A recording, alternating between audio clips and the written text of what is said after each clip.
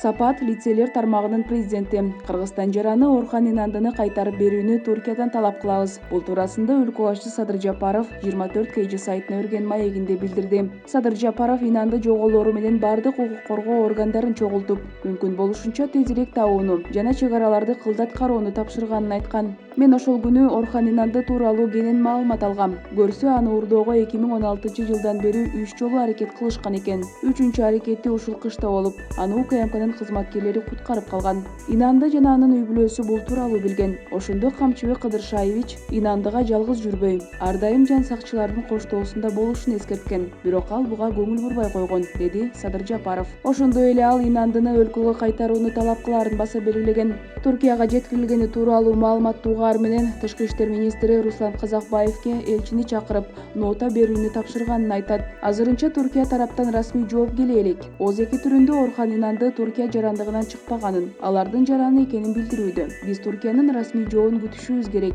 деди Садыр Жапаров.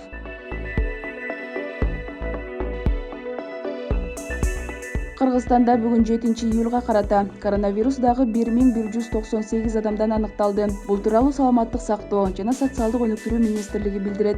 Маалыматка караганда Бишкек шаарында 717, Ош шаарында 60, Чүй облусунда 142, Ош облусунда 75, Талас облусунда 4, Нарын облусунда 20, Ысык Көл облусунда 39, Жалал Абад облусунда 53, Баткен облусунда 88 адамдан илдет табылган. Ал эми бир суткада 781 адам илдеттен сакайды. Анын ичинде Бишкек шаарында 358, Ош шаарында 73, Чүй облусунда 99, Ош облусунда 94, Талас облусунда 8, Нарын облусунда 27, Ысык Көл облусунда 29, Жалал Абад облусунда 62, Баткен облусунда 31 бейтап айыкты. Сутка ичинде COVID-19 илдетинен Бишкекте 4, Чүй облусунда 2, Баткенде 2 жана Жалал Абад облусунда 1 бейтап каза болду. Бүгүнкү күнү стационарларда коронавирустан 4253 бейтап, амбулатордук түрдө 12315 адам дарыланууда. Бир сутка ичинде өлкө боюнча 38 медициналык кызматкер коронавирус жуктуруп алганы аныкталды. Пандемия башталгандан бери 5682 медицина кызматкери коронавирус жуктуруп алган. Алардын ичинен 5032 медкызматкер айыгып чыкты. Ал эми Кыргызстанда пандемия башталгандан бери 134501 адам коронавирус жуктурган. Алардын ичинен 114756 киши айыгып чыкса, 2063 адам каза болду.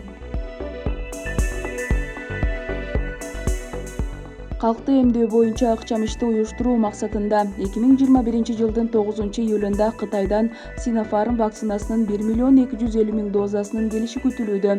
Бул тууралуу маалымат жыйынында министрлер кабинетинин төрагасынын орун басары Жылдыз Бакашева билдирди. Анын айтымында, анын ичинен 1,100,000 доза республикалык бюджеттин эсебинен сатылып алынган, 150,000 доза Кытай тарабынан акысыз берилген. Мындан тышкары ушул эле өлчөмдө Sinopharm вакцинасынын кошумча партиясын сатып алуу маселеси каралып жатат, деди Бакашева. Төраганын орун басары улуттук вакцинациялоо планынын негизинде калктын 70%-на же 2,118,417 адамга эмдөө жүргүзүү зарылчылыгы бар экендигин, алардын катарында жарандардын артыкчылыктуу топтору 1,312,450 адам кирээрин белгиледи. Жарандардын артыкчылыктуу топтору төмөндөгүдөй бөлүнөт.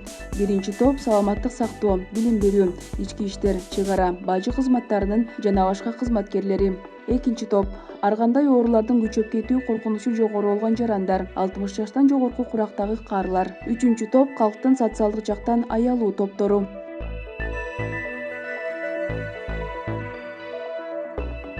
Президенттик администрацияда Ысык Көлгө курула турган Асман келечектин шаары долбоорунун бет ачары өттү. Бул тууралуу президенттик аппараттын басма сөз кызматы билдирет. Президенттин кеңешчиси Равшанбек Сабиров министрликтердин жана ведомстволордун жетекчилеринин катышуусунда туризм жана инвестициялык потенциалы жогору делген аймактарды өнүктүрүү маселелери боюнча жыйын өткөргөн. Жолугушууда Асман келечектеги экологиялык таза шаар пилоттук долбоору тааныштырылып, талкууланган. Авторлордун концепциясы боюнча аталган шаар өлкөнүн экономикалык жана туристтик борбору болот. Анда алдыңкы билим берүү системасын киргизүү, заманбап ден соолукту чыңдоочу жайлар жана бизнес борборлорун, стадиондорду куруу, жогорку технологиялык парктарды, ошондой эле каржылык кредиттик мекемелерди жайгаштыруу каралган. Долбоорго ылайык 4000 гектардык аянтты ээлеген жаңы калаанын курулушуна шаарды оңдоп түзүүгө кеткен каражаттан азыраак сумма сарпталат. Өндүрүштүк инфраструктурасы акылдуу шаар классында жогорку технологиялык жактан иштеп чыгууларга негизделип, альтернативдүү энергия булактарын пайдалануу, ресурстарды жана транспорттун экологиялык таза түрлөрүн колдонуу,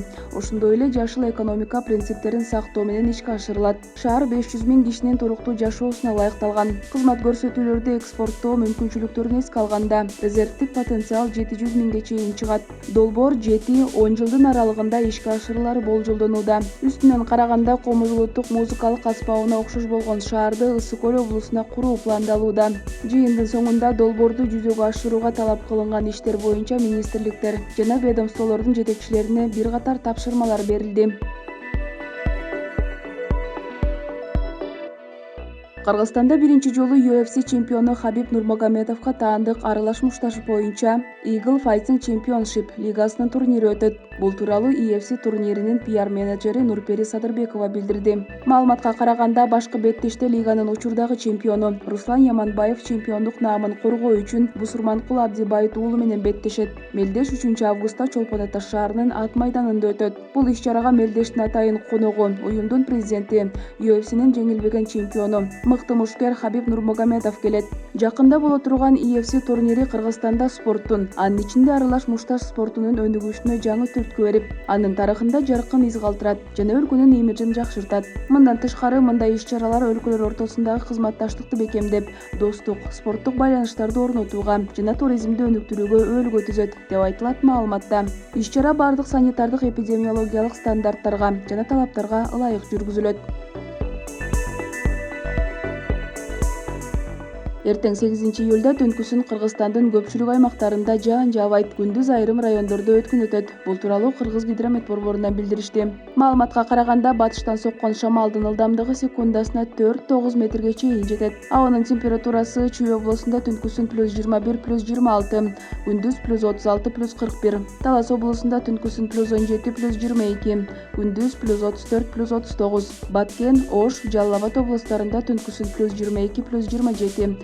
Күндүз +36 +41. Ысык көл облусунда түнкүсүн +14 +19, күндүз +28 +33. Нарын облусунда түнкүсүн +9 +14, күндүз +27 +32 градус ысык болот. Ал эми Бишкек шаарында жаан-чачын күтүлбөйт. Батыштан соккон шамалдын ылдамдыгы 4-9 метрге чейин жетет. Абанын температурасы түнкүсүн +24 +26, күндүз +39 +41 градус ысык болот.